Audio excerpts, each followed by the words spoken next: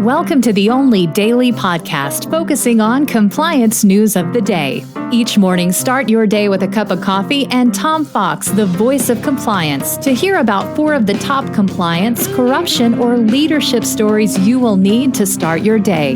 The Daily Compliance News is a production of the Compliance Podcast Network. First, a word from our sponsor.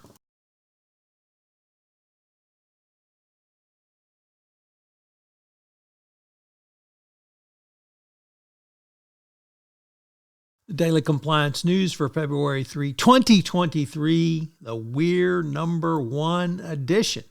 And we begin with that story from Quartz, a first-time contributor to the Daily Compliance News. And as we've reported earlier this week, the 2022 Transparency International Corruption Perception Index is out, which surveys 180 countries. And who's the most corrupt? Dun, dun, dun, dun, Somalia. No surprise there. So Somalia is number 1. It's probably not a number 1 you'd like, but even beat out South Sudan. So to Somalia, congratulations. You're number 1.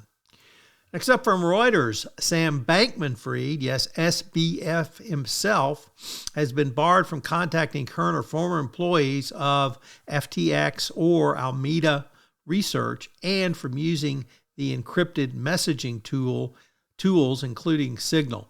The rule came after federal prosecutors said that he might try to tamper with witnesses or destroy evidence.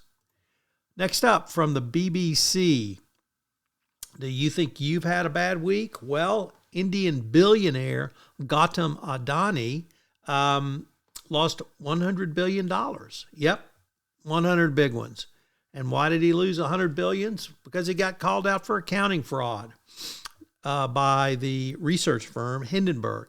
Now, Adani says Hindenburg's a fraud, and they just did this to cause his company to be taken advantage of by short sellers. Of course, when you accuse someone of accounting fraud and the market dumps $100 billion worth of value, that probably tells you all you need to know about whether the research firm was correct. So if you ever have a bad week, thinking you have a bad week, thinking things aren't going too well, you might think about Brother Adani and his $100 billion loss.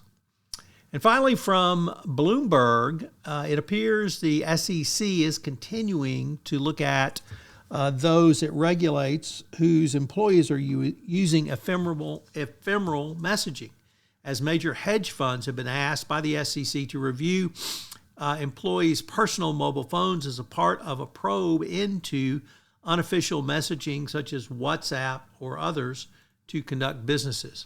As you will recall, in late September, there was over $1 billion of fines levied by the SEC on commercial banks.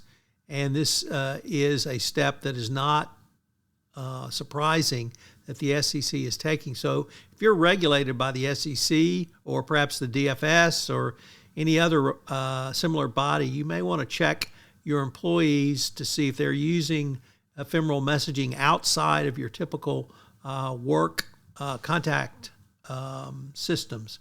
You could be in big trouble.